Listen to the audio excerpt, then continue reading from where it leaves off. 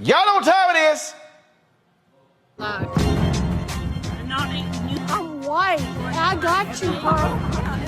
Illegally selling water without a permit on my property. Whoa! Hey! You don't live here. I'm uncomfortable. So today, Black correspondent for NBC, Shaquille Brewster, was live from Mississippi, where he was reporting on the hurricane. Brother just trying to do his job. Then this happened.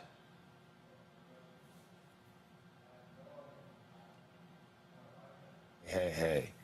We're going to check in with Shaq Brewster just to make sure all is well. Some trees that have fallen, or at least limbs that have fallen. So they're going to go ahead and do that survey to make sure that they're okay. Craig, I'm going to toss it back to you because we have a person who needs a little help right now. Hey. We're going to check in with Shaq Brewster just to make sure all is well. There's a lot of crazy out there, a lot of crazy. And Bill Cairns, thank you as well. Again, we'll make sure Shaq's okay. And do that survey to make sure that they're okay. Craig, I'm going to toss it back to you because we have a person who needs a little help right now. Hey. We're going to check in with Shaq Brewster just to make sure all is well. There's a lot of crazy out there, a lot of crazy. And Bill Cairns, thank you as well. Again, we'll make sure Shaq's okay.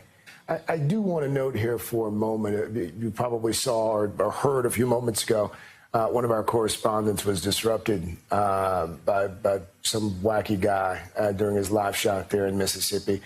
Please report that Shaquille Brewster is doing just fine. Shaq is okay. I'm just saying, would have been white man down, white man down. I'm just saying, what would have happened? You just rolling, guys, pull the audio up a pound, y'all. That's when you dropped the mic. I mean, because you saw how they were talking. You saw how he pulled the microphone out and put his hand in his chest. Yeah. That microphone would have been my weapon. I'd have hit him right upside his head. Right upside his head. And poor Craig Melvin ain't Roland Martin, so he can't say crazy ass white man assaulted, our reporter, and he called it wacky. No, he ain't wacky. He MF batshit crazy. What the? Yeah. Never mind. Don't get me on my soapbox about crazy ass white people, but they between COVID, the hurricane, and just pure ignorance. This has taken this up to a level, it's exponentially caused insanity. Exponential insanity. I mean, how dare that man? And praise the brother for keeping it together. But like I said, that microphone would have been upside that boy's head, and the next shot would have been of him laying in that water. Yeah, that would have been a little problem there. I'm just saying, you roll up on the live shot. I don't know if you carrying something or whatever. Somebody would have got popped in their mouth in Congo. Most definitely, and look, these reporters, they're going to have to start carrying stuff. I mean, not, to protect themselves, a taser or something like that, some pepper spray or something, because in addition to what Dr. Malvo was saying about COVID and all of this other stuff causing people to just go nuts, we also got the Trump and Republican-induced hate towards the media. So, these guys were targets before COVID even became a thing. Like, with all of these issues going on, people are looking for folks to target. I feel really sorry for Shaq, but quite honestly, these guys are going to have to figure out, maybe they have a police detail with them or carry something, like I said, some mace or pepper spray, because they literally have to protect themselves, because this is happening all across the country. I remember I saw one journalist, a lady said, well, oh, are you from CNN? And the lady was like, no. She's like, oh, because if you were, I would spit on you. Like, seriously? You're going to literally walk up to someone and spit on? You ain't going to spit on me if I'm reporting. There's going to be a problem. And it's going to be just a matter of time if one of these reporters do drop their mic and just start swinging the mic, I'm saying. Hey, all I'm simply saying, Avis, look, don't get your ass whooped. I'm gonna tell you right now. Look, we were down in Atlanta for the Me X Swag Challenge, and there were folk who were rolling up on me, who were just trying to speak or whatever. And what gets me is this here, y'all. Okay, like when we're set up and I'm sitting in a chair with a bunch of cameras around me, I'm probably live. I'm just saying, it's a good bet that I'm live. And folks will come up and they want to talk. And like I had one brother who was he was a wrestler, and my man grabbed back on my shoulder. I was like, see, I mean we've had some close encounters with folks a few times, and so that situation, yeah, mic getting dropped, we assuming the position. Absolutely. It's got to go down. It's got to go down at that point. And, when you look at what's going on and this sort of huge uptick in violence by white people, let's just be very clear, is happening in various aspects of society. You're exactly right. It's happening with, reporters, but also we're seeing everything that's happening on airplanes, and I'm seeing reports about flight attendants who are having to take self-defense courses. At some point, when someone puts themselves in your personal space like that, you are completely within your right to protect yourself. That man coming in on him like that deserved to beat down immediately. Beat down first, ask questions later. I bet you that's a stand your ground state. So Shaq could have easily stood his ground and took him down. Yeah, I mean, and look. A lot of times you have folks, they have security and things along those lines. But again, I think what you saw there was just absolutely crazy. Folks, back to our Roland Unfiltered video in just one moment.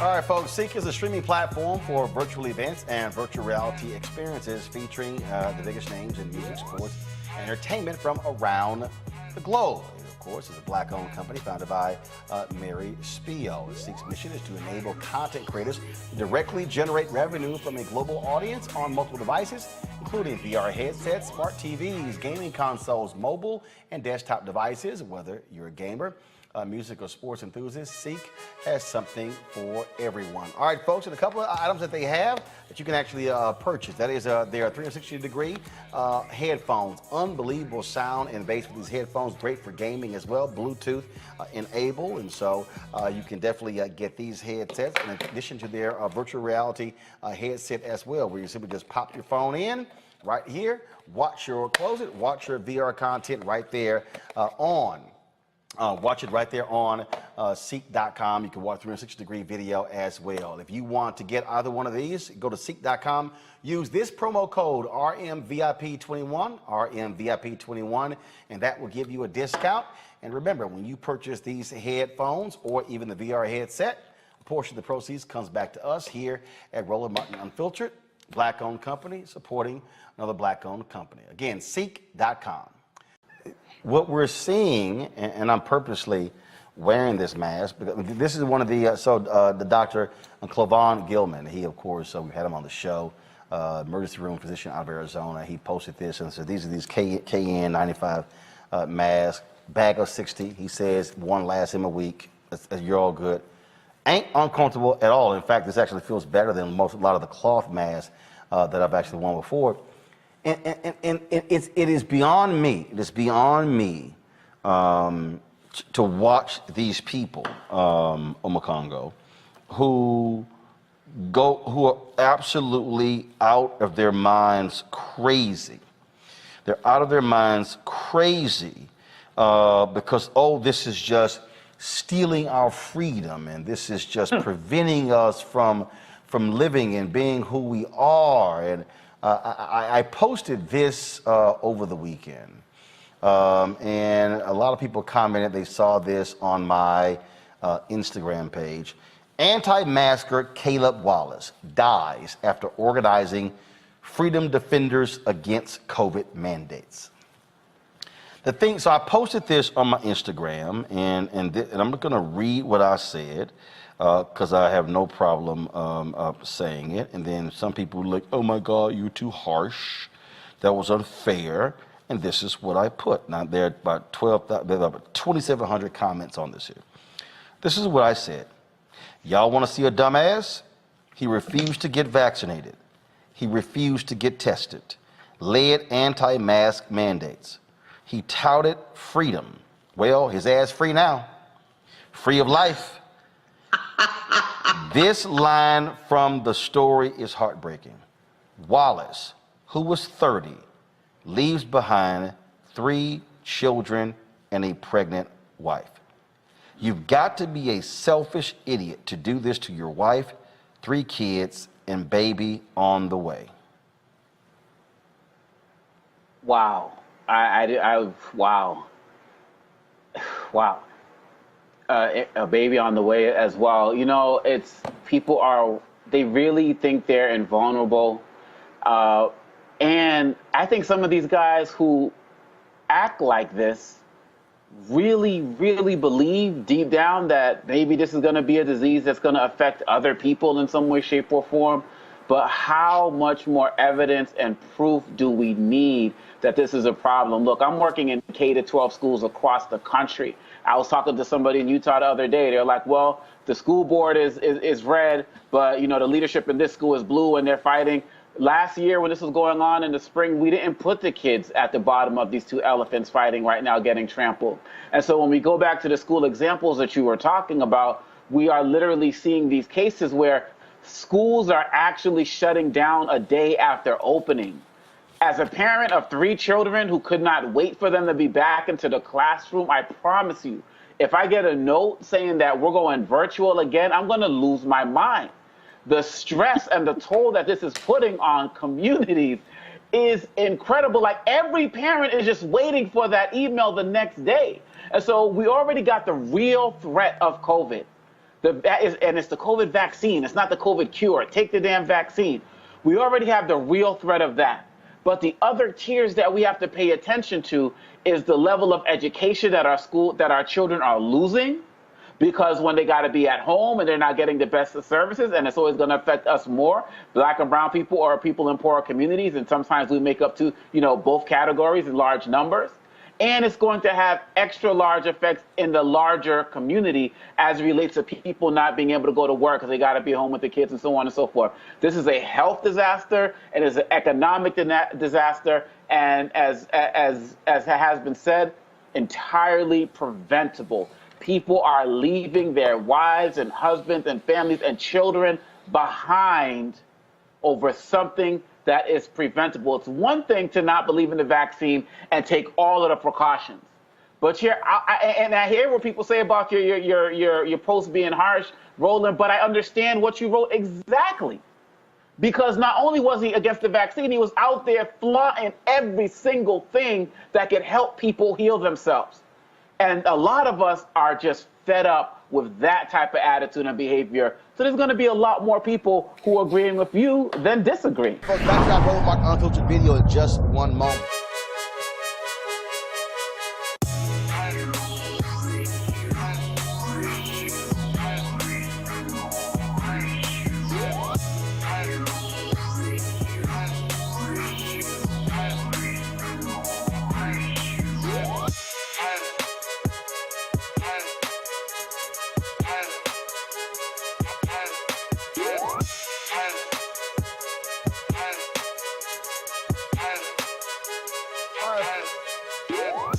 All right, folks, CEEK is a streaming platform for virtual events and virtual reality experiences featuring the biggest names in music, sports, and entertainment from around the globe. It, of course, is a Black-owned company founded by Mary Spio. CEEK's mission is to enable content creators to directly generate revenue from a global audience on multiple devices, including VR headsets, smart TVs, gaming consoles, mobile and desktop devices. Whether you're a gamer, music or sports enthusiast, CEEK has something for everyone. All right, folks, and a couple of items that they have that you can actually purchase. That is their 360-degree headphones. Unbelievable sound and bass with these headphones. Great for gaming as well. Bluetooth enabled, and so you can definitely get these headsets in addition to their virtual reality headset as well, where you simply just pop your phone in right here, close it, watch your VR content right there watch it right there on CEEK.com. You can watch 360-degree video as well. If you want to get either one of these, go to CEEK.com. Use this promo code RMVIP21, RMVIP21, and that will give you a discount. And remember, when you purchase these headphones or even the VR headset, a portion of the proceeds comes back to us here at Roland Martin Unfiltered, Black-owned company supporting another Black-owned company. Again, CEEK.com. I had to smack Axios around. They have the website, Monique, Robert, and Scott. They literally dropped this story on August 21st. It says, HBCUs identity crisis. And if you scroll this story, they lay out HBCUs, what they call the big picture. And then they quote a professor at Howard University where it says most black students choose HBCUs because they feel a sense of kinship with the college's culture and community. And then they quote him by saying that it's also why there's a sense that non-black students are invaders. They then go on in this story, they talk about the history of HBCUs, what's happening today. And then and how enrollment at HBCUs is increasing with non-black students. It says in 2018, non-black students were 24% of enrollment at HBCUs compared with 15% in 1976. Then they use this, which I think is just stupid. They go, as HBCUs sought out more non-black students, a handful, such as West Virginia State University and Bluefield State College, became predominantly white, leading to racial tensions. And so they quote a graduate of West Virginia State University, this guy, and talks about this tension, and then goes on to say, blah, blah, blah, okay, some other stuff. Okay, here's my problem with this article, how stupid it is.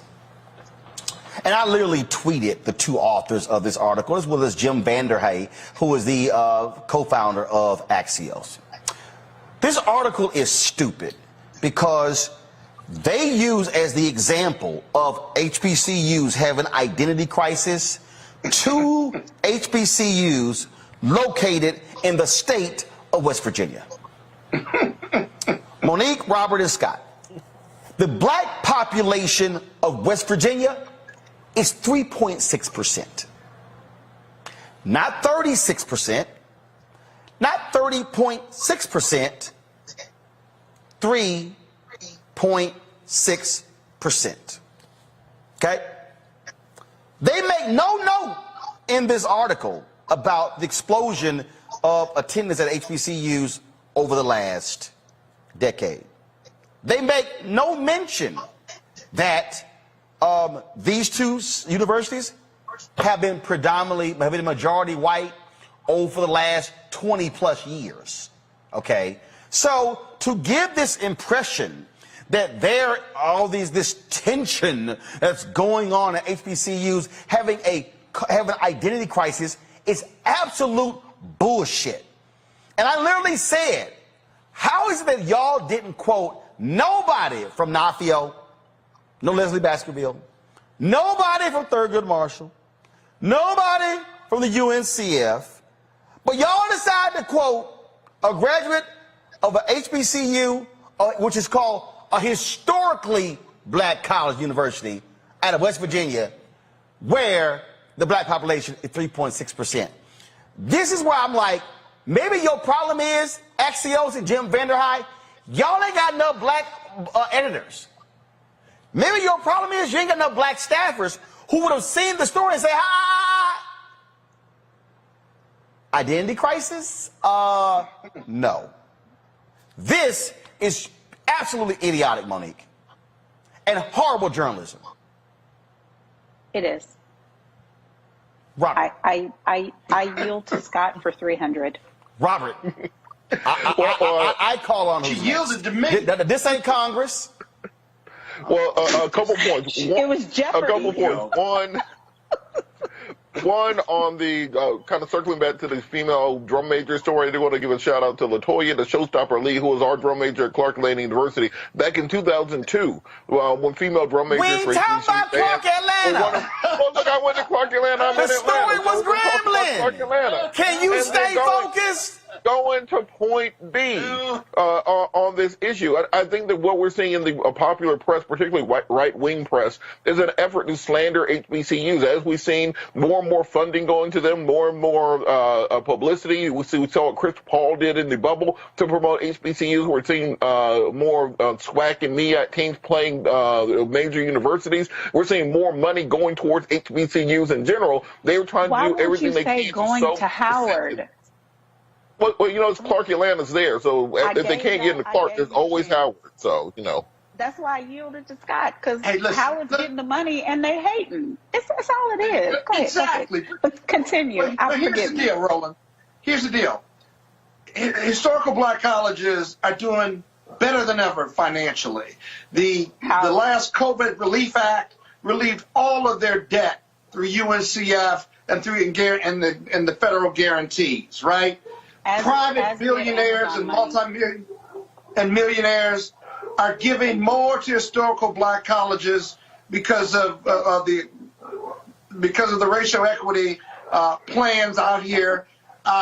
We are experiencing a boom, and as a double HBCU graduate, Morehouse and Howard, my only response to that article is, we good, right? But remember one thing, we have never excluded any person of any other color, which is why we're historical black colleges. We've never excluded anybody.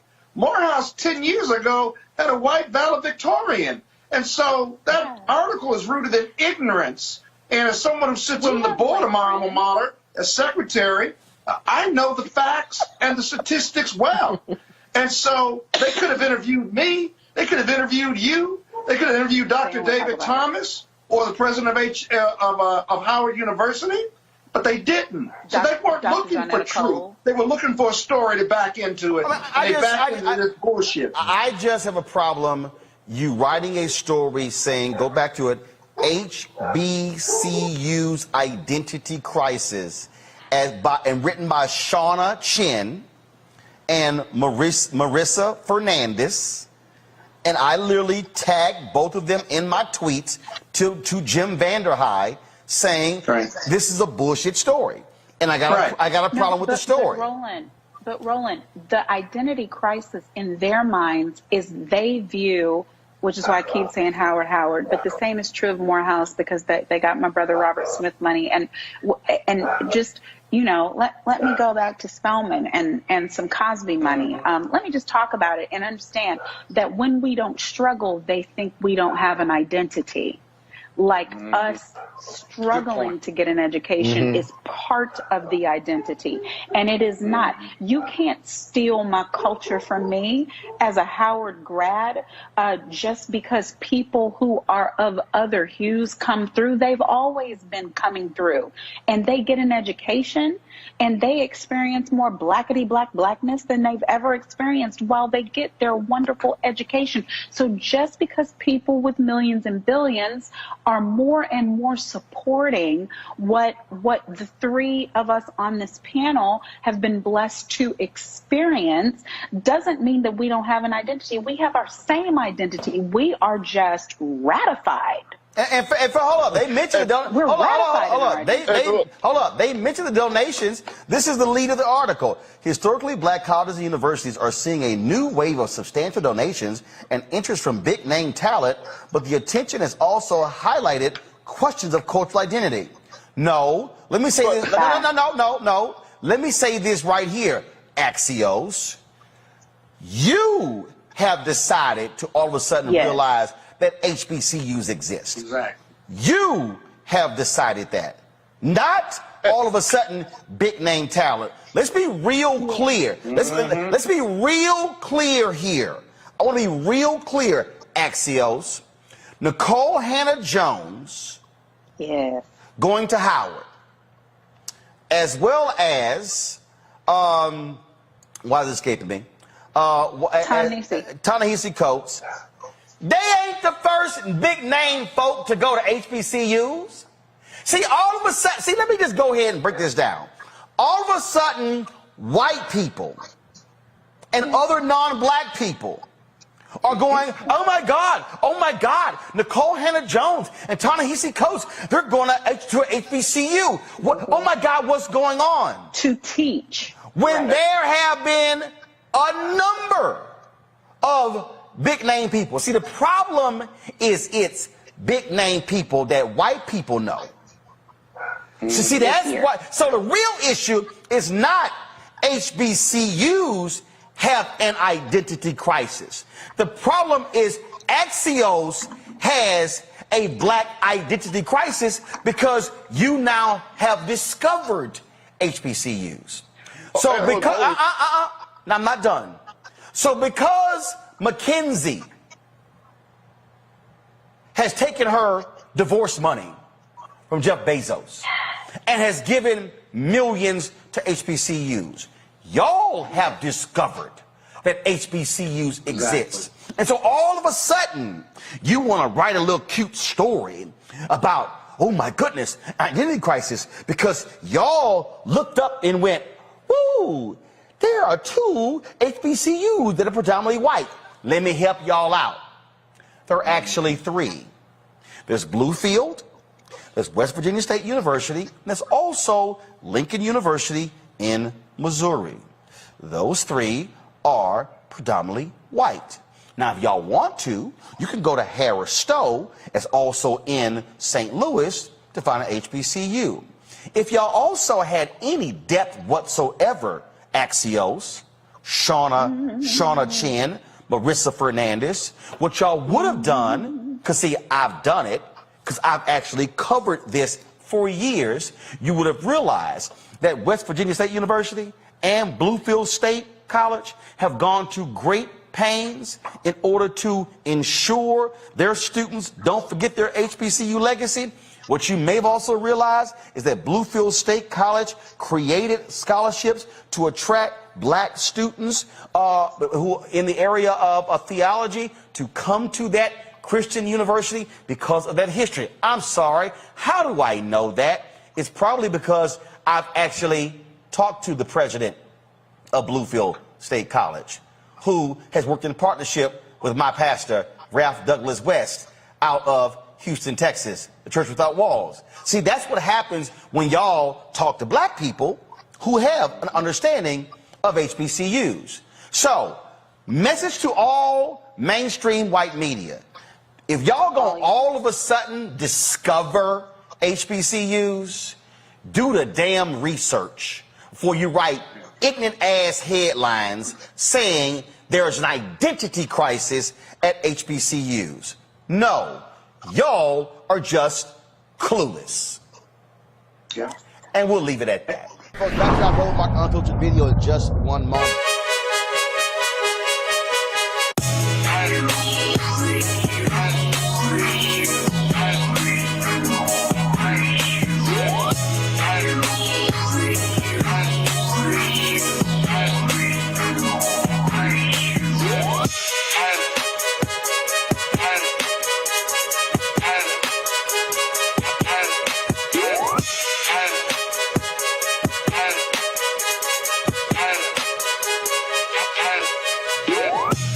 CEEK.com is a black-owned company founded by Mary Spio, a virtual reality company where you have the content where you can really see some tremendous virtual reality video. Of course, you could do so with this VR headset right here, where you just simply pop your phone in, and then, of course, you pop it on, and then, of course, you can experience that 360-degree video in virtual reality. You can look at a lot of the great content of other artists that are on their site as we speak. You can also listen with these amazing 360-degree sound Bluetooth headphones. And of course, I know Scott hates it, but the gold ones, I certainly match my Alpha attire.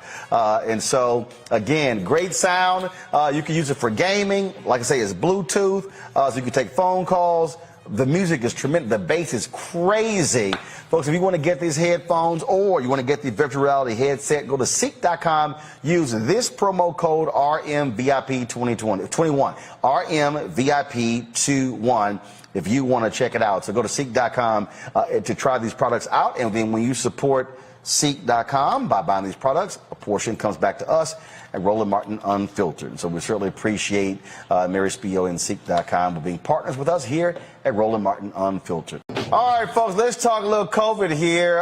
Joe Rogan, of course, on Spotify, man, he was sitting here going off, talking about COVID and the vaccines. Last week, he was angry that venues were requiring vaccine cards by folks as proof had the vaccine, and said he was just outlandish. Well, he dropped this video today after coming off the road.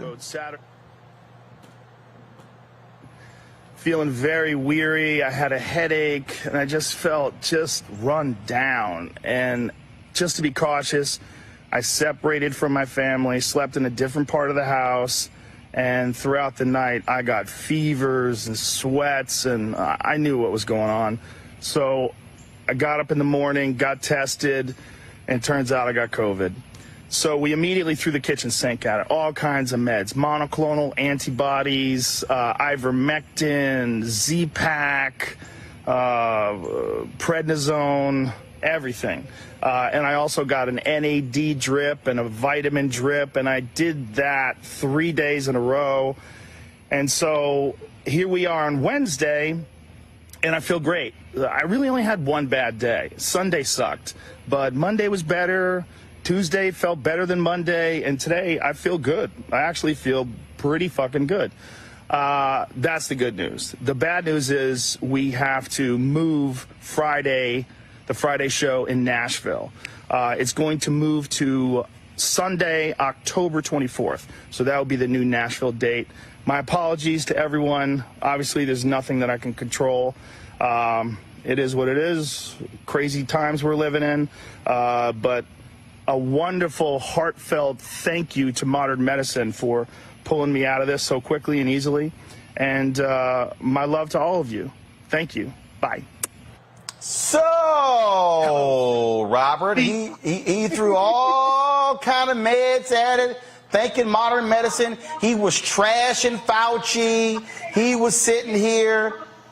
He was trashing all of this. He was, oh, how dare these venues require people to have vaccine cards?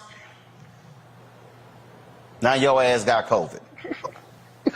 Look, or there's got to be, like, how is all that stuff easier than just getting the shot in the first place? Like, I'm trying to understand this. You can either A, get 2 shots and not have to worry about it, or B, You can take horse tranquilizers, experimental antibodies, drugs, drip, and almost die overnight. And then, like, how is that easier? Like I'm a lazy person, so I'm going to do the easier thing. So I got vaccinated because that seemed to be a far easier thing than throwing the kitchen sink at it. This entire thing has just shown that America is living in an idiocracy. Imagine being in a country that is so advanced and so well financed that you can tell people, here is the cure to the disease that kills people, and they will say to you, nah, I ain't gonna take it. I don't want the cure. But what the hell kind of sense does this make? And the thing here, Monique, first of all, you can be vaccinated and still get COVID. The whole point of it is to lessen, obviously, your symptoms. Now, you have the people who are saying, yeah, but people who got vaccinated passed away. They cite the sheriff that's in Mississippi there as well, which we also explain to people, which is why you still must take cautions, you still must wear masks and those things along those lines. But 98% of the people right now who are hospitalized, who are in ICUs, are unvaccinated, okay? And hopefully Joe Rogan and anybody else who's white or black or Latino or Asian, Native American, who's gay, who's straight, who has money, who's no money, maybe you'll now pay attention and stop playing games with this, because this is not a game. No, it's not. And even the 5 or 10 things that he said he did in order to attack it right away, I'm hoping that our folks who are watching, and I thank you, Roland, for just being so consistent and fastidious with covering this pandemic and giving our people the best medical information possible. Our folks don't even know what those things are to do or how to do them. And so it's not even a question of get the vaccine or don't. I'm sure he's vaccinated. If he lied and said he wasn't, I wouldn't believe it.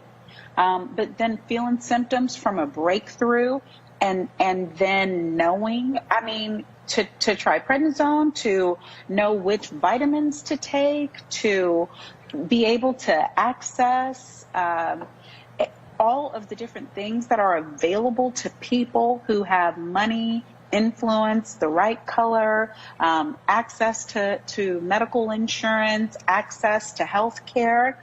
And so we still end up dead, frankly. And so it's not that I wanted him to die. Of course I didn't. And I hope that he's over the worst of it. But it really is criminal.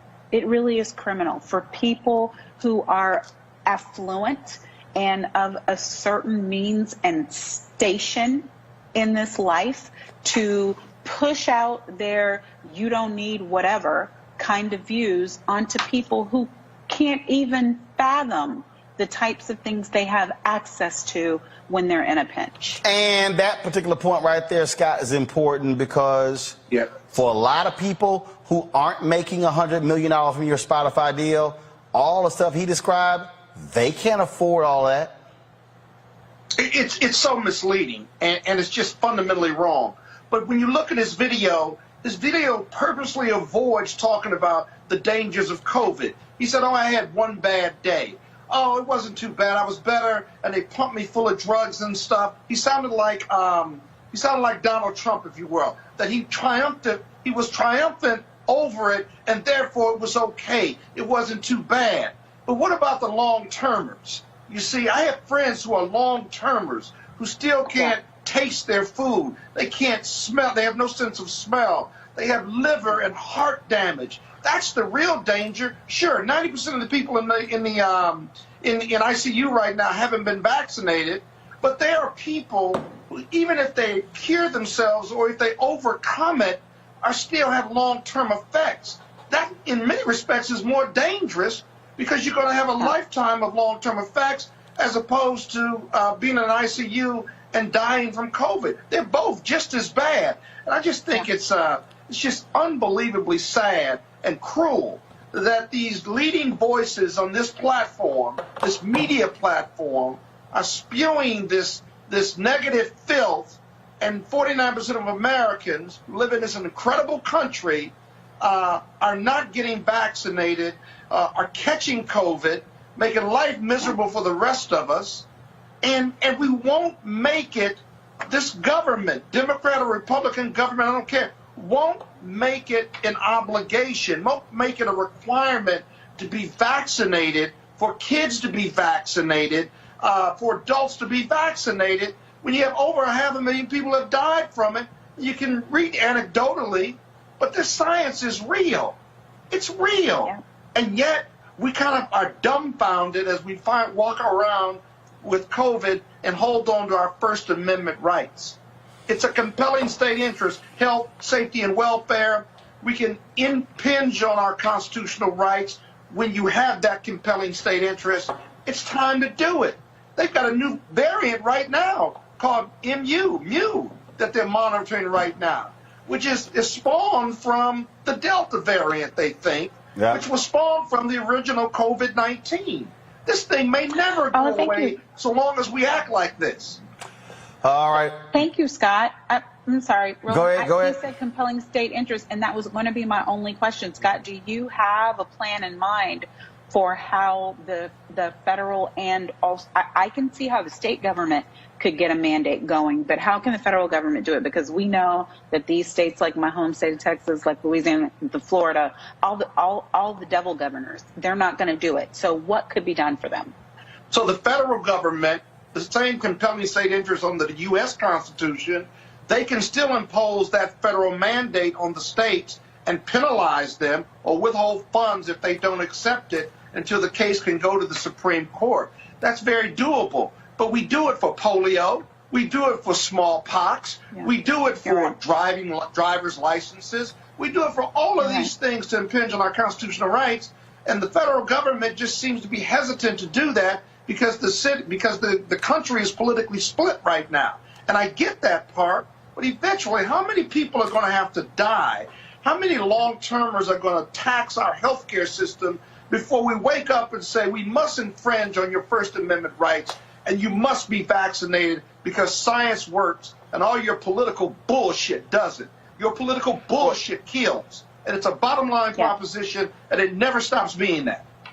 Well, Scott, I think also we have to look at whether steps are going to be intercessant to that, because many of these MAGA people, they're waiting for a reason to start a civil war. So I think Joe Biden's very cognizant of the fact that the minute that you put a national mandate in place, we saw what happened on January 6th. Imagine that happening in every state capital. I think what will happen first is you have to start icing these people completely out of society. I know nobody likes the idea of a vaccine passport, but look, it's my birthday. I want to go to a concert into a venue. Everybody who's in there should have to show their vaccination in order to do so. If you want to board a plane, you should have to show a proof of vaccination, because you using your First Amendment rights should not impinge on my individual freedom to be able to go see Frankie Beverly and Mays.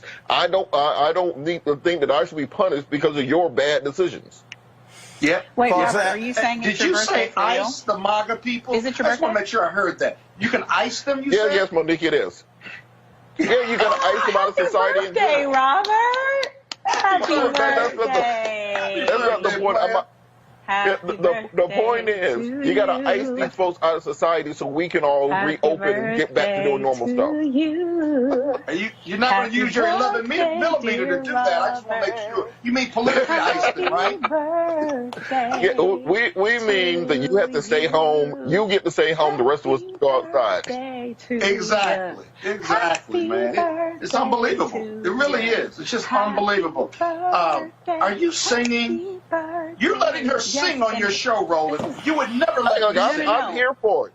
This is why me and Monica road dogs. It was mostly just an example of how as women, it doesn't matter what you're saying. We can just keep on going. Happy birthday to you. Well, at least you're singing the right version. You're singing the right version. I sang the whole other version while you talked. You didn't hear any of it. Happy birthday, Robert. God bless you. Happy birthday, we love baby you. Boy. We love you, youngster. Keep on keeping on. How old are you? Keep hope alive. I stopped counting. I think 37 or 38, somewhere around there. You're a damn liar. But you go on. I'll let you have that one. But happy birthday anyway. How real? September 1st, Hey, 84. Roland, let's pivot. What's the next topic?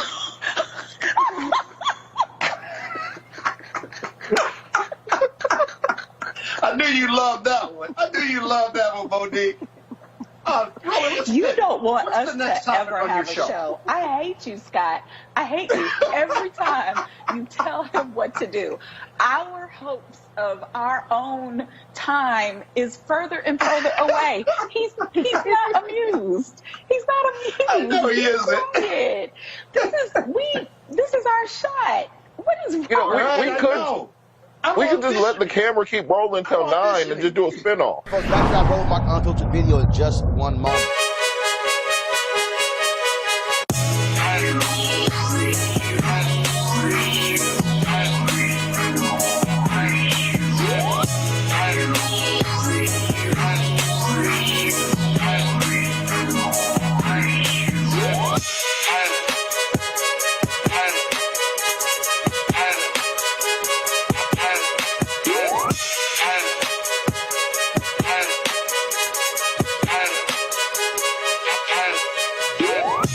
CEEK.com is a black-owned company founded by Mary Spio, a virtual reality company where you have the content where you can really see some tremendous virtual reality video. Of course, you could do so with this VR headset right here, where you just simply pop your phone in, and then, of course, you pop it on, and then, of course, you can experience that 360-degree video in virtual reality. You can look at a lot of the great content of other artists that are on their site as we speak. You can also listen with these amazing 360-degree sound Bluetooth headphones. And of course, I know Scott hates it, but the gold ones, I certainly match my alpha attire. And so, again, great sound. You can use it for gaming. Like I say, it's Bluetooth, so you can take phone calls. The music is tremendous. The bass is crazy. Folks, if you want to get these headphones or you want to get the virtual reality headset, go to CEEK.com. Use this promo code RMVIP2021. RMVIP21 if you want to check it out. So go to CEEK.com to try these products out. And then when you support CEEK.com by buying these products, a portion comes back to us at Roland Martin Unfiltered. So we certainly appreciate Mary Spio and CEEK.com for being partners with us here at Roland Martin Unfiltered. We told you yesterday in that crazy white people segment, the white guy who rode up on the brother at NBC in the middle of his live shot, well, an arrest warrant has been issued for him. His name is Benjamin Eugene Dagley of Wooster, Ohio. He's going to be charged with 2 counts of simple assault, 1 count of disturbing the peace, and 1 count of violating an emergency curfew. He apparently also violated his probation. Why? Because the dumbass literally drove from Cuyahoga County, Ohio to Mississippi. He decided to roll up on Shaquille Brewster to interrupt his live shot, and now your dumbass is about to lose your job and go to jail. See, we keep trying to tell these people, dummy, you got exactly what you should have gotten. Now, I can't wait to see you do the perp walk, since you want to walk up on him in the middle of a hurricane report. Folks, back to our Roland Martin Unfiltered video in just 1 moment.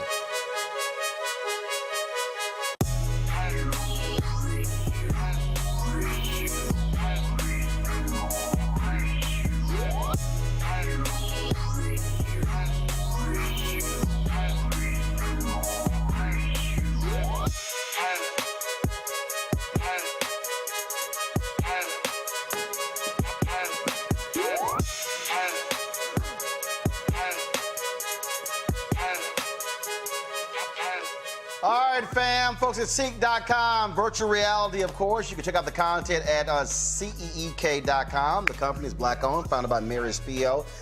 They've got great content, but also some great products, folks. If you want to check out their virtual reality headset, just pop the phone right into here, watch the content right there at CEEK.com, or you can look at 360-degree video with this headset. They're pretty cool, actually, when you look at that video. You can sort of look all the way around, all right, y'all. Then, of course, you also have their headsets here, 360-degree headsets, which are phenomenal sound, tremendous bass. You also, of course, Bluetooth. You can talk with these. Also use it for gaming as well.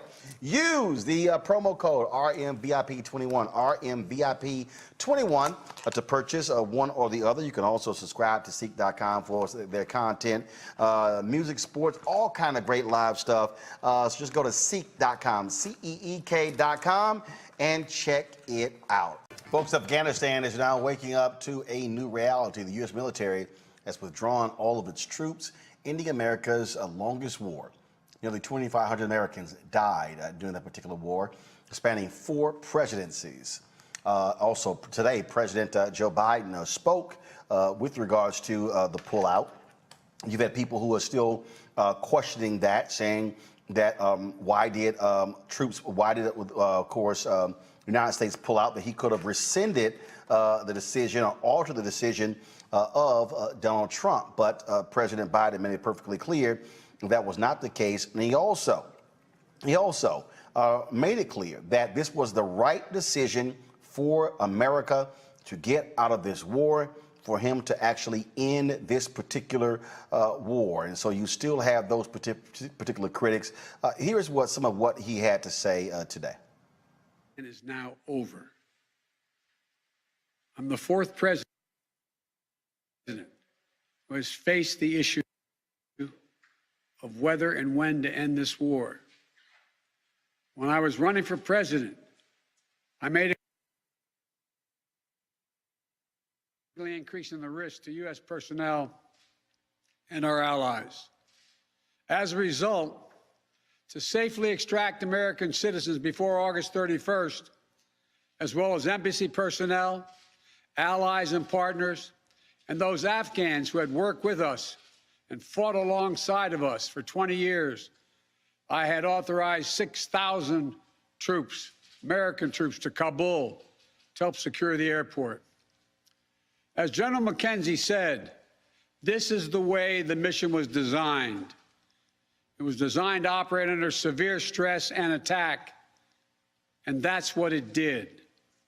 Since March, we reached out 19 times to Americans in Afghanistan with multiple warnings and offers to help them leave Afghanistan, all the way back as far as March.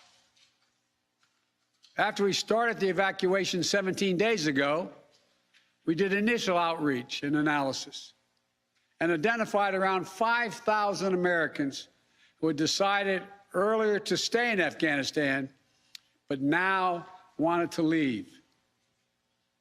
Our Operation Allied Rescue ended up getting more than 5,500 Americans out. We got out thousands of citizens and diplomats from those countries that went into Afghanistan with us to get bin Laden.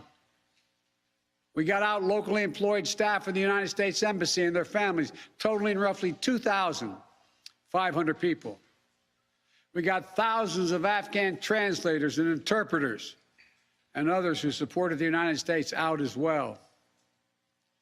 Now we believe that about 100 to 200 Americans remain in Afghanistan with some intention to leave.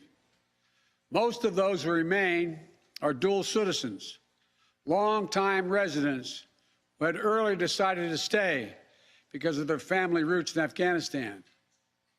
The bottom line, 90% of Americans in Afghanistan who wanted to leave were able to leave. And for those remaining Americans, there is no deadline. We remain committed to get them out if they want to come out. Secretary of State Blinken is leading the continued diplomatic efforts to ensure safe passage for any American, Afghan partner, or foreign national who wants to leave Afghanistan. In fact, just yesterday, the United Nations Security Council passed a resolution that sent a clear message about what the international community expects the Taliban to deliver on moving forward, notably freedom of travel, freedom to leave. And together, we are joined by over 100 countries that are determined to make sure the Taliban upholds those commitments. It will include ongoing efforts in Afghanistan to reopen the airport, as well as overland routes, allowing for continued departure to those who want to leave and deliver humanitarian assistance to the people of Afghanistan. The Taliban has made public commitments, broadcast on television and radio across Afghanistan, on safe passage for anyone wanting to leave, including those who worked alongside Americans. We don't take them by their word alone, but by their actions. And we have leverage to make sure those commitments are met. Let me be clear. Leaving August the 31st is not due to an arbitrary deadline. It was designed to save American lives. Joining us right now is counterterrorism expert Malcolm Nance. Is the author of several books, including The Plot to Betray America, How Team Trump Embraced Our Enemies, Compromised Our Security, and How We Can Fix It. The reality is this here, Malcolm. President Joe Biden had the guts to do what his predecessors did not, and that is end this war. Nearly 2,500 troops. I've seen estimates ranging from $2 trillion to $20 trillion spent in Afghanistan. The initial focus was achieved, taking out Osama bin Laden and also reducing the capacity of Al-Qaeda there. And so when you see these war hawks who continue to yell, oh, we should stay, we should reinvade Afghanistan, did they not learn? Well, to be honest, it's almost as if the last 20 years did not happen. And that many of these people, and journalists included, who gave like totals of 14 and 15 complete minutes of war coverage in the last, 10 years, just don't believe that this story should end.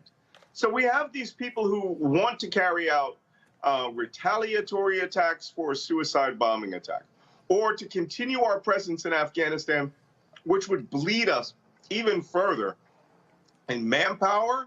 It would bleed us economically. It would take our eye off the ball of restoring America as a great nation state. And there were some strides made in Afghanistan. We have to give credit that over the last 20 years, we did allow the education of women. We did allow a more expanded press in the country. But the very fact that Donald Trump carried out a secret deal with the Taliban and negotiated a peace treaty behind the backs of the government of Afghanistan and signed that peace treaty on 26 February 2020, it became clear to every person in Afghanistan that the United States had cut a deal with the Taliban, and the Taliban were going to come in eventually as the leadership and the rulers of that country. So explain this. So Malcolm, explain this. So you hear people say, oh, I love these Republicans who say, well, Biden didn't have to abide by that agreement. He could have junked it. Yeah, he could have junked that agreement. And what you would have had was open warfare with only 2,500 troops in the United States in that country. One of the biggest problems that we had was what we call green on blue violence, which were Afghans who were Taliban who were infiltrated into the government or who had a private gripe with certain American trainers and would just come up, take their weapons and kill them. I mean, we could have lost numerous people had the fighting season started again. The Taliban had been left unchecked. They had been, this treaty was supposed to be conditional. Donald Trump adhered to none of the conditions. Look, Joe Biden saw the writing on the wall, and he could have adhered to the treaty, which said the United States was supposed to leave on May 1st. Donald Trump himself in his last weeks tried to get his acting Secretary of Defense to remove every U.S. soldier before January 1st of this year and abandon all U.S. equipment in the country. Not the stuff that belonged to the Taliban, the stuff that belonged to us. So Joe Biden extended that, sat down with the Joint Chiefs, and came up with a plan. What he didn't have a plan for was the fact that for over a year, all of the tribal chiefs, the provincial governors, members of the Afghan government had already seen the writing on the wall and were cutting secret deals with the Taliban and essentially handed the keys to them when one guy on a scooter showed up. And wasn't this, look, the way I see this is very simple. Biden goes, I'm going to take the hit. Yep, Biden could have easily done what Obama did. He could have easily done what Bush did. That is, oh, no, just keep it going, keep it going, keep it going. Where he said, no, I'm going to take the hit, and I think the American people are going to side with me. So while you got Fox News and OAN and Newsmax and all these people, and yeah, certain people on CNN and MSNBC saying that this was loud, this was awful. I mean, I remember seeing one person saying, there's no way we can get 50,000 people airlifted out of the country before the August 31st deadline. We did. Yeah, we did. did that when it was at around 35,000. And I think it was Eric Bollard who said, what happens if we're a success? And he picked the arbitrary number of 100,000. And we eclipsed that. We blew past 100,000 very, very quickly. The one thing that the United States is competent in is executing a plan. The problem is that the news media, who, by the way, many of them were very beholden to their, 1 or 2 time experiences in Afghanistan, living the Whiskey Tango Foxtrot life.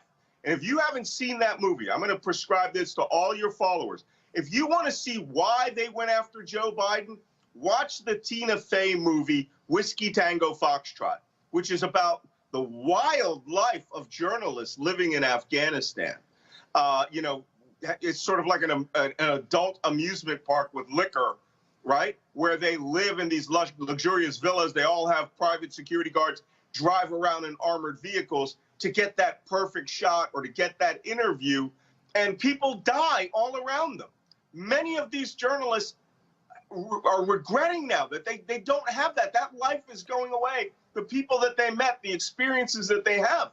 Unfortunately, they do not believe that the Afghan people technically chose this. And I have some news for many of your listeners. Afghanistan has 38 million people. Only 5 million are in Kabul, which means the other 33 million who are relatively rural or living in the smaller cities, they cut these deals with the Taliban, and they turned over the keys to the country, and now they have the peace that they want. And before I go to questions from my panel, this is what I keep saying, and it's hard for some of these people to understand. It's their country. It's their country.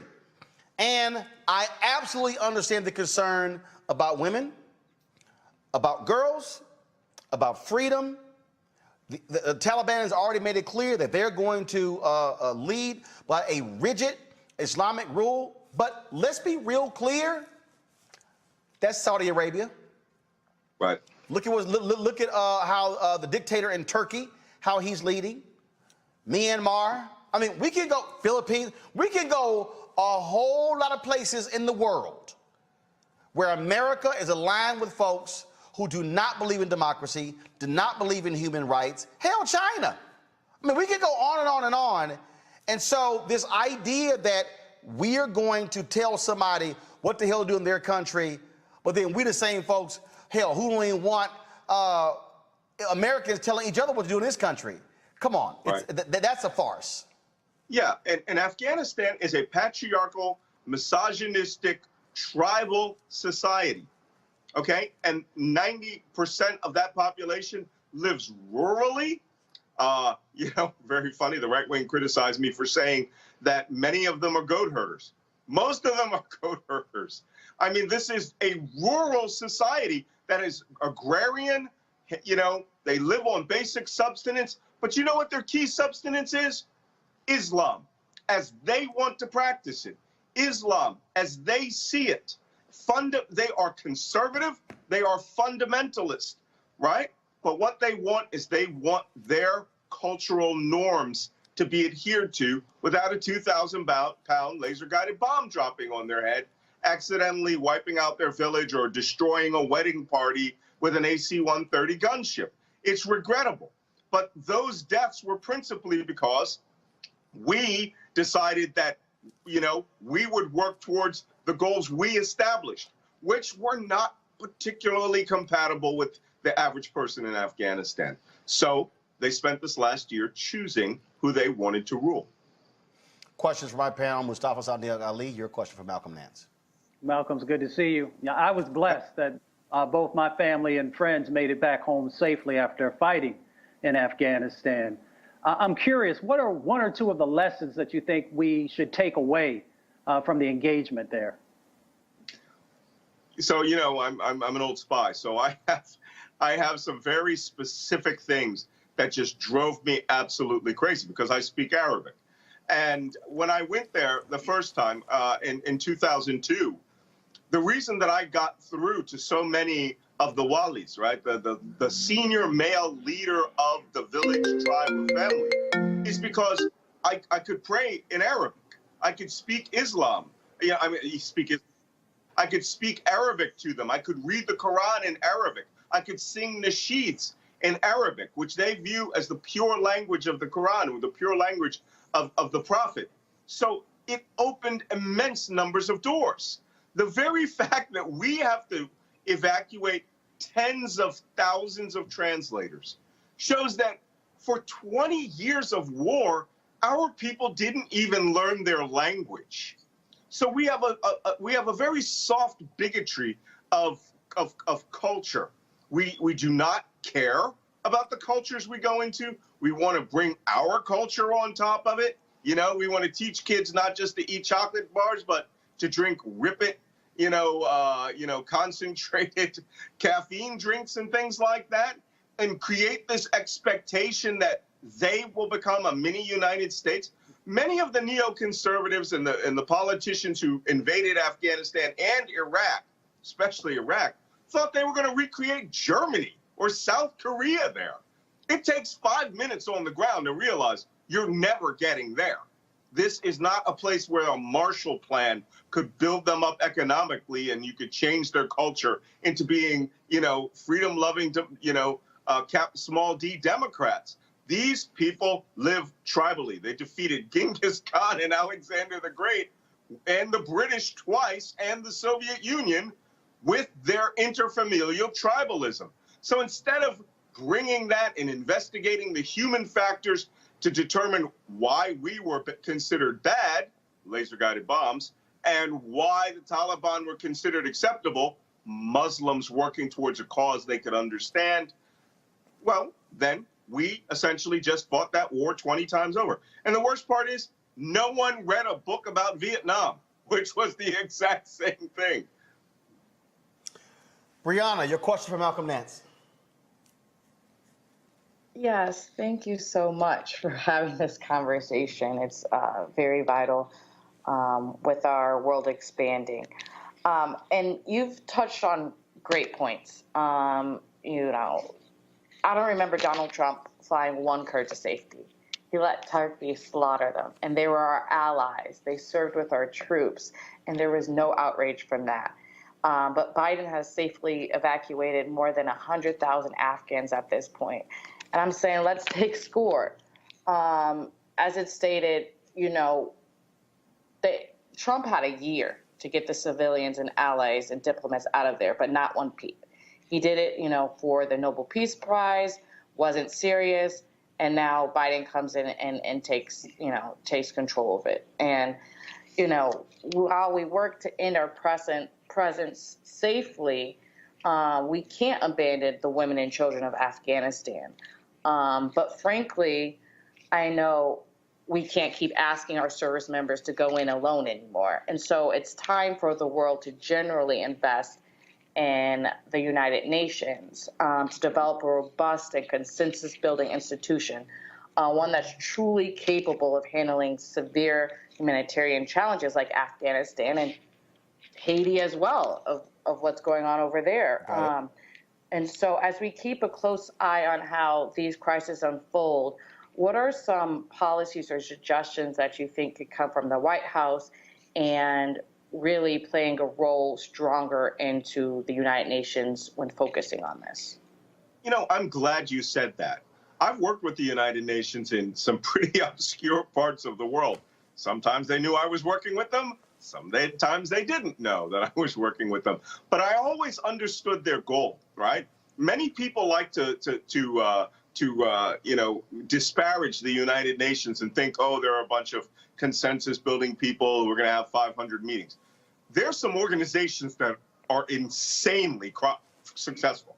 World Food Program, The World Food Program is like the Special Operations Command, and instead of dropping bombs at their terminal target, they pallet drop food, or they bring in bags of food. The World Food Program is insanely successful organization. No one starves when they're around, and they have these incredible digitized databases where everybody gets a little tag on their arm, and they know precisely down to the calorie how much each of you have gotten in food, and they can get that food out there. We should be supporting the WFP, UNICEF, the United Nations Children Education Fund. You know, they're talking about transitioning funds. We just had $6 billion sitting in a kitty right now that was supposed to go to the government, you know, it was supposed to go to the government of Afghanistan. It's not going to go there. That was supposed to help the government, you know, integrate itself more better and computers. Those people stole the money, right? Because they're government bureaucrats. There's not a country in the Middle East, Sub-Saharan Africa, Southwest Asia, or Asia proper itself where the bureaucrats don't steal money and are corrupt. It's just, it's a fact of life. Take that $6 billion, drop $3 billion into UNICEF, drop the other $3 billion into the World Food Program, you know, or UNHCR, United Nations High Commission for Refugees. You know, the Taliban are children of the Afghan refugees who went to Pakistan with when the Soviet Mujahideen war that we were funding was being fought. And so in those camps, they became the Talib, right? The students who were studying fundamentalist Islam, and therefore when they came together as a combat arm, they were the Taliban, those who are students or those who are educated, in Islam. Well, maybe we can moderate some of that with United Nations High Commission for Refugees. Drop $10 billion in their laps, and the UN will work with the countries the Taliban trust. Qatar, Oman, Turkey, and in some respects, Pakistan. And maybe we can maintain these gains for women. Maybe the Taliban don't want to be North Korea of Southwest Asia. Maybe they want to be the Saudi Arabia of Southwest Asia, which means women will put the burqa back on.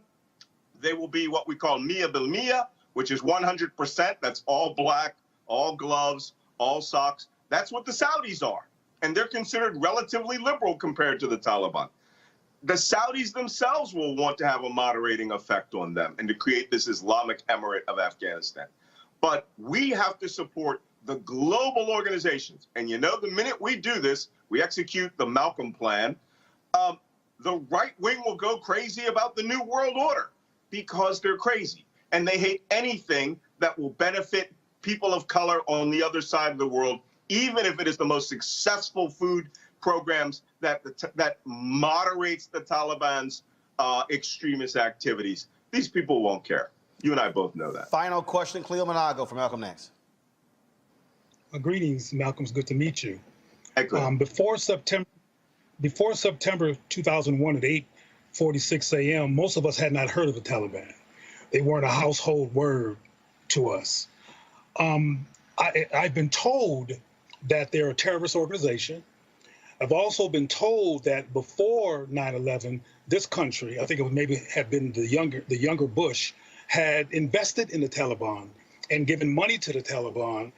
And I'm trying to find out from you, my question is this true? Is it true that the United States had collaborative financial, in particular, relationships with the Taliban before 9/11 and did not consider them terrorists then, but they became terrorists in name after 9/11? Yeah, this is where you have to block out history by decades. Because what I'm going to do is I'm going to clarify some of the timeline. From 1980 to 1989, the men that the United States funded from the northern tribes in Afghanistan, and the northern tribes in Afghanistan, and then assisted the government of Saudi Arabia to fund Arabs to come from across the Middle East, the fundamentalist diaspora, and to get fundamentalist Arabs out of their country so that they wouldn't carry out their own jihad. The Saudis chose a representative who is the son of one of the 52 children of the richest man in Saudi Arabia. And that person was named Osama bin Laden. The United States and the CIA were funding another branch of that, the Northern Alliance Forces, and the men from the Pashanjir Valley, Ahmed Shah Massoud. Doesn't matter. Another group that we were supporting because of our resources going to the Saudis was a guy by the name of Ahmed Azam.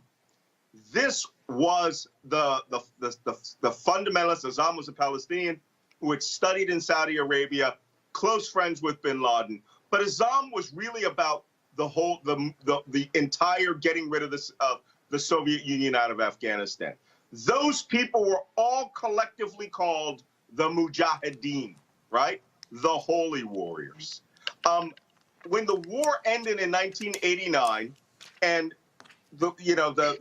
everybody started to dissipate, the Afghan tribes went back to their areas and created warlords, right? Osama bin Laden and Abdullah Azam got into a fight in Peshawar, Pakistan, in 1989, because Azam said, war's over, everybody go home. Osama bin Laden had in his mind a philosophy that he needed to incite a clash of civilizations between the West and the Arab states in order to defeat them, and then they could take over all the Arab states and create a caliphate. This started in 1989. They killed Abdullah Azam with a car bomb in Peshawar, Pakistan, and then all those Arabs that were under Azam fell under Osama bin Laden and his organization, Al-Qaeda al-Jihad, headquarters of the Holy War. They went to Sudan because the warlords in Afghanistan started fighting. Now, notice I said they went to Sudan. The Taliban were these children living in Pakistan and eastern Afghanistan who were they were Afghans from the Pashtun tribes in the Northwest Frontier Province in eastern Afghanistan. They didn't go with bin Laden. So this is where the Taliban came from. They are the refugee children and fighters from the Holy Warriors. Osama bin Laden branched out specifically to be a terrorist group in order to incite a clash of civilizations between Islam and the West.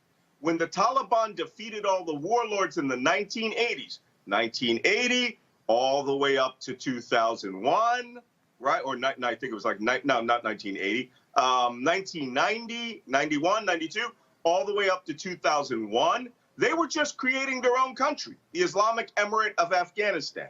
But because they revered bin Laden, he was a fighter, he had money, he's a Saudi, they let him come and stay in their country, run their armed forces, and they didn't understand that this man intended to attack the United States mainland directly in order to get the United States to invade Afghanistan.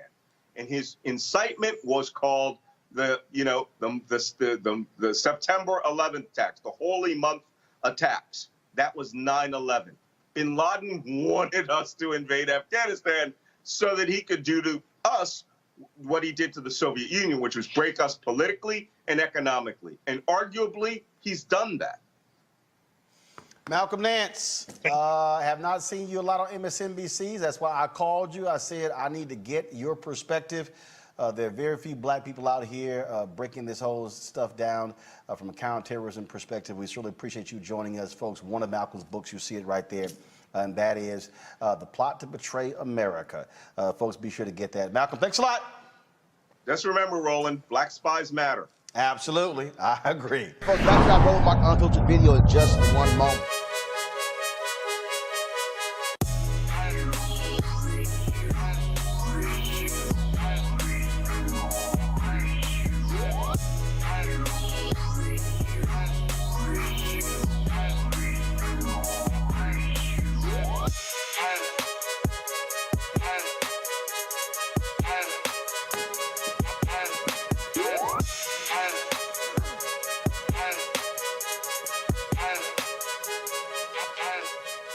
fam, folks at CEEK.com, virtual reality, of course. You can check out the content at CEEK.com. The company is black-owned, founded by Mary Spio.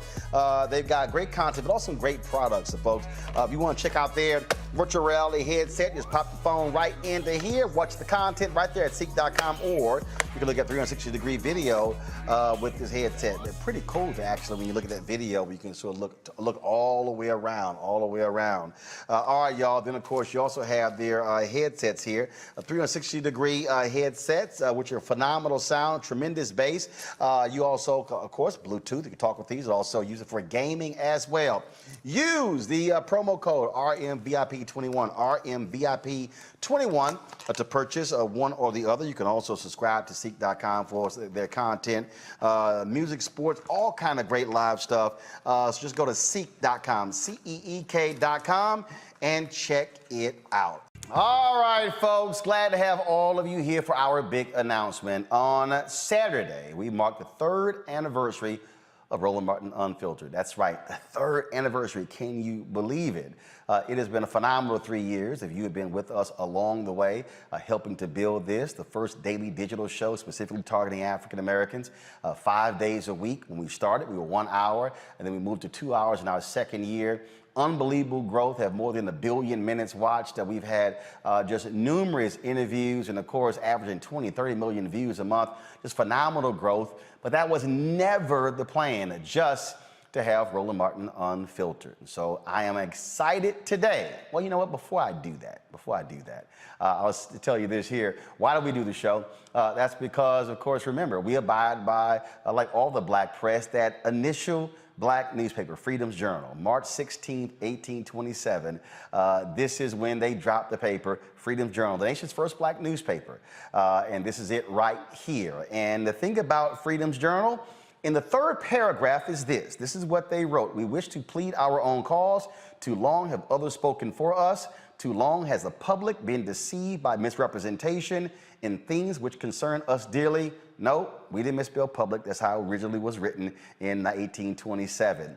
That is the quote that the black press has used. And so over the years, you talk about Frederick Douglass, the North Star, Ida B. Wells Barnett, her writings dealing with pamphlets, dealing with lynching. Of course, the Pittsburgh Courier, Robert Abner, the Chicago Defender, the Atlanta Daily World. We can go on and on and on. Claude Burnett's Associated Negro Press. Of course, Negro Digest, Ebony, Jet, Essence Magazine, Black Enterprise, WOL goes to Radio 1, becomes Urban 1, BET, TV 1. There's a long history of black-owned media, but we're now living in a digital world, which means that we have to have a digital focus. What did Gil Scott-Heron say? Revolution will not be televised. I dare say the revolution will be streamed, which is why today we are announcing this, Black Star Network. Black Star Network is going to be an OTT network available on all platforms across the country. And when I say all platforms, I'm talking all platforms. The app right now is available on your iPhone, on your Android, plus Apple TV, Roku, Samsung, Xbox, Amazon Fire TV as well. So let me show you this right here. And so, as you see, we got our Roku up as we speak. If you arrow down here, what you will see is Black Star Network, curated by Roland S. Martin. Now, it will take you to our homepage. We are already signed in, as you see right here. We are live. So you see all the content we have already up here. Like I say, the app is live. So if we click that, you actually can start watching, and then you'll actually see the program. And so here's the deal. It takes you to this page right here. Now, there are a lot of people who were telling me that, hey, you know what, you should charge. You see the different people. You've got Fox Nation. You've got even Black News Channel announced they're going to have a paid streaming service. We're not going to do that. And again, people told me I should have, but the reality is a lot of our people simply cannot afford to pay for a streaming service. And so we purposely chose to keep this free. We purposely chose for people to be able to access our content. That's what we've done with this show as well, which is why your support for our Bring the Funk fan club has been so critical, because you've been able to give us the opportunity to be able to provide the content to our audience for free. Up until now, we've been live streaming on YouTube, Facebook, Periscope, Twitter, Instagram as well. We're going to continue streaming the show on the platforms, but now we have the ability to have the platform on our own app. But it's not just going to be Roland Martin Unfiltered. I'm going to be unveiling over the next few weeks the shows that we're going to be having. We're going to have, folks, in the next couple of months, 5 hours of original content every single day, a series of daily as well as weekly shows. We will then go up to 8 hours of original content every single day. Repeat that twice in the 24-hour cycle. In the first quarter of 2022, we will unveil the Black Star Network 24-hour streaming channel. That's right. Our goal is to be on Tubi, Pluto TV, Samsung Plus, all those platforms with our 24-hour streaming channel. We have, of course, been building our content library, doing some amazing things. And the first interview that we're going to drop on Black Star Network, it will go up on Saturday morning. It is with noted civil rights attorney Fred Gray. He is 90 years old. He was the legal mastermind behind so many of our civil rights victories. Now, Dr. King did not make a move without calling Fred Gray. He also was the one who sat at the table to help create the Montgomery bus boycott. Here's a look of my conversation with Fred Gray. When you think back to all of those moments, I've often said that one of the greatest mistakes that we make today is that we focus on the march, the speech, the event, but not the strategizing, the planning, the discussion. Talk about that, what that was like to be in those conversations in the back and forth, whether it was King or Lowry or Marshall or all different players, Wilkins and Whitney Young, everyone, as they strategize and walk through and visualize and bounce things off, and you're there as the lawyer navigating that as well, how vital the strategizing was in the movement. It was very, very important. And let me tell you about the Montgomery bus boycott, because I'm almost the only person who was in the inner circle of the planning of the Montgomery bus boycott.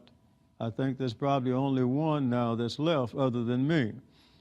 And that one was one that ended up getting out of the movement before it was over and going on something else. So of those who stuck with it, I'm just about the only one who's there. Let me tell you how the plans were made. And most people didn't know about it even then, and they were a part of it in connection with keeping people off of the buses. Well, we all realized that at some point, we're going to have to file a lawsuit to declare the city ordinances and state statutes unconstitutional.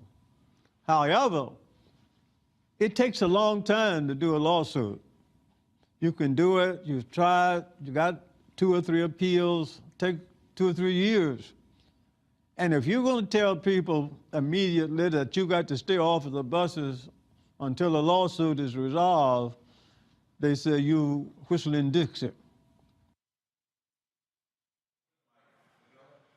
All right, folks, again, you're going to be able to see that full interview on Saturday on Black Star Network. Now, if you're watching right now, folks, you can actually download the app right now on your mobile device. You can download it on your Apple TV, on your Roku, any of your devices. Now, we were just in Los Angeles doing a variety of interviews because we're also going to be having a weekly one-on-one show called Rolling with Roland. One of the folks we talked with in LA was my man, Jeffrey Osborne. Here's a sneak peek of that conversation. When did the damn woo-woo song just become like stupid crazy? You know what? It was so funny because that song was written by, I wish I had written that song, by the way. You ain't lying. Yeah, I bet you do. It was written by a couple of friends of mine, Bruce Roberts, Andy Goldmark, and it was called You Should Be Mine. And I recorded it. I came home, and I'm playing it around the house, you know, and my daughter was 3. Tiffany was 3 years old at the time. So I'll tell you how long ago. Yeah. And she kept walking by singing woo-woo. And she said, Dad, I love that woo-woo song. And I'm like, you can barely talk. That's not the woo-woo song. It's called You Should Be Mine. No, it's the woo-woo song. No, it's You Should Be Mine. No, it's the woo-woo song. So I'm fighting with a 3-year-old. So I called the songwriter and I said, my daughter says, this is the woo-woo song. And they said, well, maybe she's right. So they kind of named it the You Should Be Mine, but in parentheses, right. It's called the woo-woo song, right? Wow. So the record company, before it was released, they were sold on this song. They was like, oh, this song's a hit. So they went out in the street with microphones in the city and had people sing woo, woo, woo. And that was part of their campaign. And people were going crazy over just singing, can you woo, woo, woo?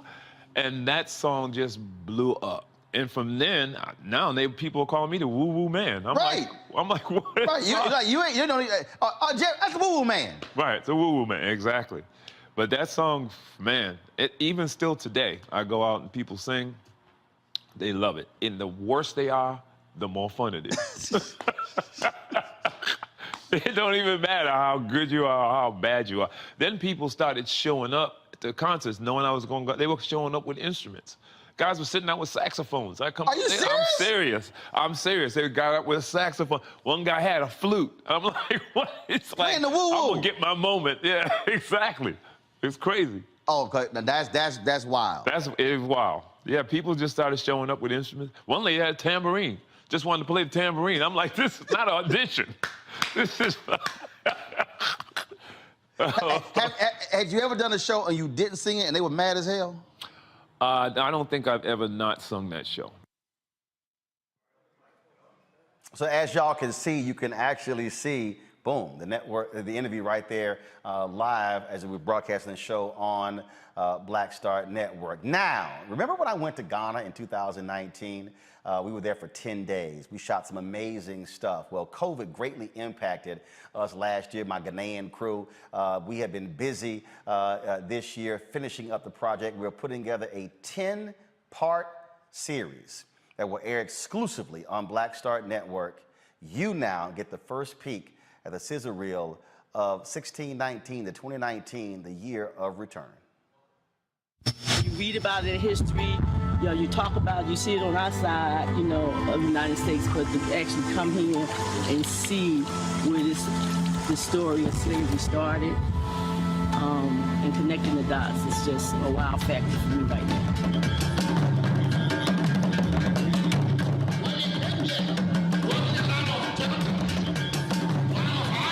It's going to be dark inside. You might not see too much, but you're going to feel everything. Just imagine to see prisons in the yard in the United States. A lot of us, if we're real honest, what is required in 2019 going into 2020 is simply for us to be reprogrammed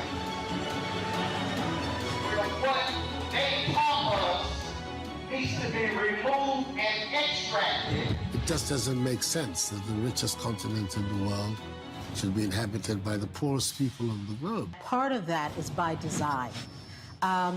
Self-hatred has been a very tragic part of our whole existence. And I'm not blaming anybody for it, but if you look at most characterizations of being of African descent in the world, it's with these kind of tags. I always say, you're gonna do a lot of shopping. They go, oh, I don't think so. And then they come, so they brought limited reserves, and then they spend all their time running to the ATM because they see all these clothes they want and fabric they want. It's overwhelming. I've been here for 8 years, and I'm still taking pictures out of my car because it's a feast for the eyes on any given day. The kind of opportunities you have in Africa, you don't have those in America. The kind of money that you can make in Africa, very few of you would have that opportunity to do that in America. Cordy, who was working for the Congress in the United States. She has started a waste management company. She's the #1 here in Ghana now. She looked at dollar signs in trash. There it is. What used to be jeans. Used to be jeans. Is now a huge rush. In Ghana alone, we have a 2 million unit deficit in housing.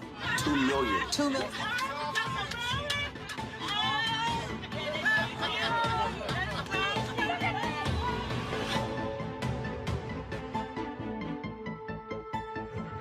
Seven of the 10 fastest growing economies right now are African nations. Why in the world would we not be trying to figure out how to connect? Because the Lebanese are, the Chinese are, everybody else is doing it. We will be crazy to do it. And it's for people who look like us. We will be crazy to do it. Crazy to do it. Crazy to do it.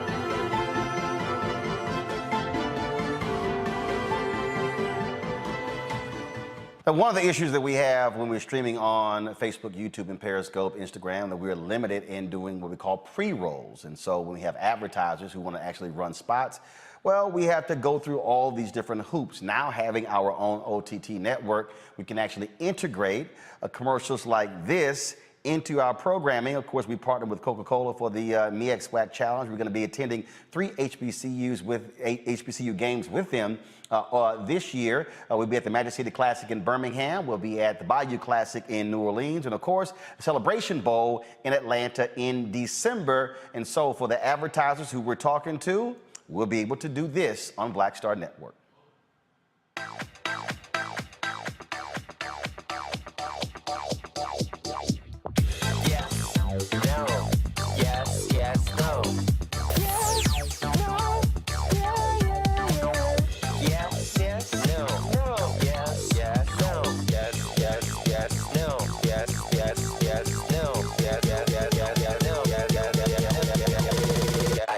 Try it first. All right then, folks. And so it has been absolutely phenomenal. Now, you may be asking, how did I come up with the name Black Star Network? Well, last year, we actually tasked a company to put together a list of names. And so what they did was they sat with some marketers and they sat around the room and they spent a couple of days tossing out different things. And I wasn't happy with what they came back with. And then something hit me. Something hit me in 2020. I thought about Marcus Garvey. Marcus Garvey had a cruise line. That cruise line was called Black Star. The cruise line's purpose was to connect African Americans with people in the African diaspora. Of course, when I went to Ghana in 2019, I had an opportunity to actually visit the Black Star that's in Accra, Ghana. This gate was built by Kwame Nkrumah, the first president of Ghana, and it was revealed. And so I got a chance to go to the top of the gate and actually take this photo on top of the gate, which is exactly what we did. And so I was thinking about it and I said, that could be a very good idea. Black Star Network. Not only because of that connection, I also wanted to be able to say, what are we about creating Black Stars with our digital platform? Okay, folks, let's go ahead and show it.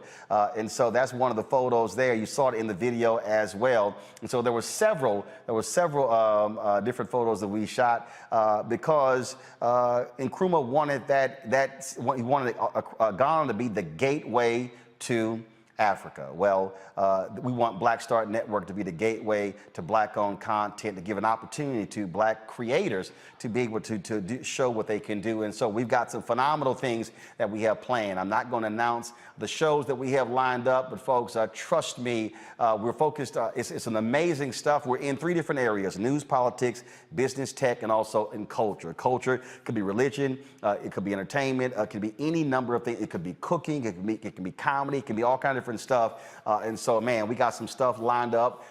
And so we're going to be unveiling these shows over the next several weeks. And so I really look forward to it. I can already see. So what happens is, as y'all are signing up, I get notifications of people who are signing up. And boy, I tell you, the emails are just going and going and going. Y'all are signing up right now. And so while you're signing up, for the OTT channel. Also, you can also subscribe to our YouTube channel, Black Star Network. We also have all of our social media handles ready, so you see right there. Those are all the social media handles. You can go sign up right now to our Black Star Network Facebook page. You also have our Black Star Network YouTube page. Twitter, we couldn't get all black in there with Star and Network, so Twitter is BLK Star Network. You can also go there. You can also see our Instagram page. And so all of those pages are already there. I want every single one of you who already follow me to follow all of those different accounts as well, because we're going to be pushing out some great, amazing content, folks, with this particular network. And again, it is 100% black owned. This is an opportunity for us to be able to speak to our issues, for us to be able to really have the kind of content that's needed. And by having the OTT network, again, we're not limited by what we're doing right now on YouTube, Facebook. And so I dare say for all these advertisers out here who keep saying they want to support black-owned media, now is your shot. Now is your shot to actually support. I had people who were saying that, well, you know what, you're streaming on those platforms. We really could do business if you had your own. This is my own. Now you have no more excuses to say you can't support what we are doing. As I said, we're putting together our 24-hour streaming network. I'm going to do something here. So, Henry, why don't you go ahead and do this here? Y'all, we're here in our new studios. Y'all seen the shot of our control room. And so we're building this whole thing out. And so I'm just going to give y'all a glimpse of what y'all are seeing right now. You're seeing the backdrop. And so I'm just going to give y'all just a sense. So you see the colors here. And so these are all glass offices here. When we unveil our new studio, hopefully next week, all of these offices will be lit. And so all of this is actually being built out as we speak. We're actually having a set. That set is being built right now by an Alfred brother who's, of course, in set designer, Hollywood set designer, teaching at Howard University. That's being built as we speak, will be installed next week. Then, of course, you have our set, our new set that's over here that you've been seeing me as well. And so we have been working on that. We got the Leroy Campbell art piece. You see that as well. And of course, we're going to be, all of that is going to be all designed. And I told you just the other day, we actually have, of course, the black-owned drape company that installed our green screen. And so we got that as well. So a whole lot of things happening here at Roland Martin Unfiltered. Now, Black Star Network as well. And so what you'll have to understand is that we've been working real hard over the last 18 months. A lot of people we've been talking to, working with, again, on this whole deal. People who've been working with us on economic strategies. We've been looking at doing crowdfunding. We've been talking about all of those different things. I sort of held off on that because we really wanted to build this thing proper. Dwayne McKnight with the Marathon Fund, we've been meeting with him on, again, finances. How do we actually build this out economically? But y'all have been so critical because it's your resources that have been helped us to be able not to have to go out and give away equity for a small amount of money. We've been able to build this thing very methodical over the past 18 months. And so that was always the plan. And you got to understand who also saw this. My wife, Reverend Jackie Hood Martin. When I had my 40th birthday, she was asked the question, it was in the video, she was asked the question, what will Roland Martin be doing by the time he's 50? And she said he will have his own network. Remember, I turned down the deal at TV One in 2018 after News One Now was canceled, and I was 49. We launched Roland Martin Unfiltered on September 3rd, 2018. I'll be 53 in November. We were building this for the future, and I can't wait to unveil the stuff that we have. And so it's going to be fantastic. Y'all have played a huge part in it. And so we want you to tell all your friends, all your family. They can download the app. They can now watch our content on their television. A lot of our seasoned saints, you don't have to sit and try to get them to figure out how to use their phone. If they have Apple TV, if they have Roku, if they have Amazon Fire TV, if they have Samsung Tizen, if they have Xbox, they can now watch Black Star Network and Roland Martin Unfiltered on all of those platforms. Folks, back to our Roland Martin Unfiltered video in just one moment.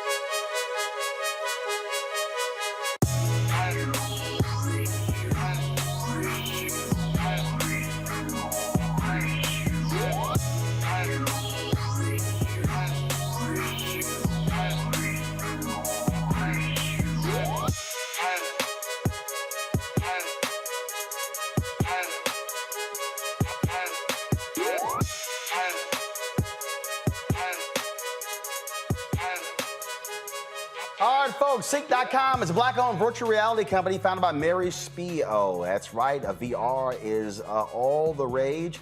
The ability for you to be able to actually be immersed in the space to feel what's going on. Imagine being at a concert and you're watching the concert, but you're actually in the seat in the concert. And so that you can able to see that great videos and all kinds of different things on CEEK.com. Using their VR headset, you simply just drop your phone right into here. And again, you're able to then immerse yourself in the experience right there. Also, of course, they have these great headphones right here, the 360-degree headphones.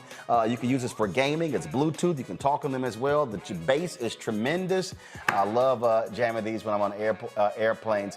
Folks, you can get these by going to CEEK.com using the promo code RMVIP21, RMVIP21, where you can get these. And when you purchase one or both of these, a portion of the proceeds comes back to us here at Roland Martin Unfiltered. You know, we support black-owned businesses, and it's the black-owned businesses giving back to us as well. So go to CEEK.com, CEEK.com, to get these items. In Georgia, a school superintendent is allowing teachers to wear jeans to alleviate pleas for district-wide mask mandate. Huh? Bullock County School District Superintendent Charles Wilson sent an email encouraging to help teachers to be more comfortable in classrooms. The email reads the following: I realize that words can only go so far, especially when one is doing so much. But I still have to reach out and say thank you for all that you are doing for our students and for each other. Everyone fights their own battles, but all of you are angels and heroes to our children, and they need you. Please remember that. I talked with principals today, and we all agreed that though it is a small gesture, you would enjoy the liberty of wearing jeans for the next month. Wilson wrote, so by all means, please enjoy your jeans throughout the month of September and the rest of August. The email offended teachers, citing rising COVID cases, the need for a mask mandate to protect students and staff. Hundreds of students in the district tested positive for COVID in the first 3 weeks of school. Masks are currently optional in the school district, and exposed students can still attend school as long as they are asymptomatic. So, Julian, I'm confused. He chose jeans over this. I'm just trying to understand. I'm just trying to understand what's more comfortable. Is, I mean, first of all, this mask is not uncomfortable, but I dare say that if it felt like my chest was caving in and I couldn't breathe, that might be a wee bit uncomfortable. You know, this is hilarious. It is beyond hilarious. I mean, I don't know who this man is. I don't know how he became a superintendent. He needs to give his credential back and go someplace.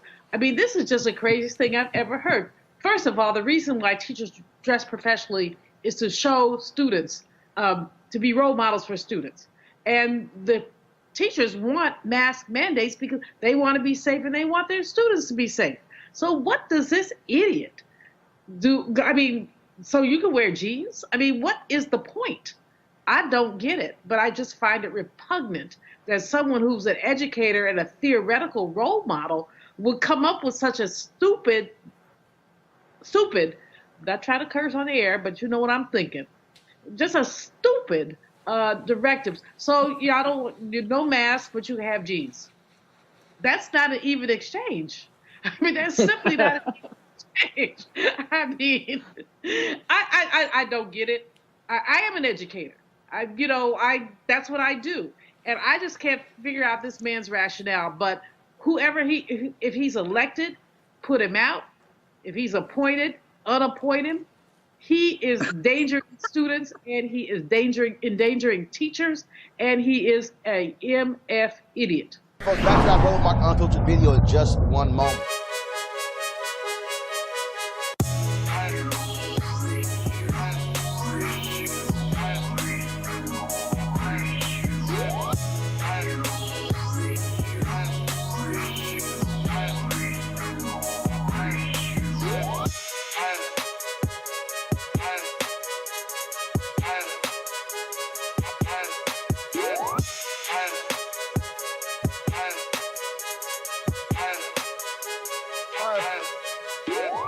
All right, folks, CEEK is a streaming platform for virtual events and virtual reality experiences featuring the biggest names in music, sports, and entertainment from around the globe. It, of course, is a Black-owned company founded by Mary Spio. CEEK's mission is to enable content creators to directly generate revenue from a global audience on multiple devices, including VR headsets, smart TVs, gaming consoles, mobile and desktop devices. Whether you're a gamer, music or sports enthusiast, CEEK has something for everyone. All right, folks, and a couple of items that they have that you can actually purchase. That is their 360-degree headphones. Unbelievable sound and bass with these headphones. Great for gaming as well. Bluetooth enabled, and so you can definitely get these headsets in addition to their virtual reality headset as well, where you simply just pop your phone in right here, watch your VR content right there on.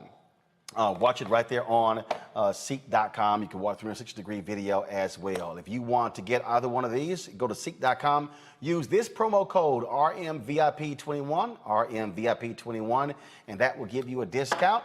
And remember, when you purchase these headphones or even the VR headset, a portion of the proceeds comes back to us here at Roland Martin Unfiltered, Black-owned company, supporting another Black-owned company. Again, CEEK.com.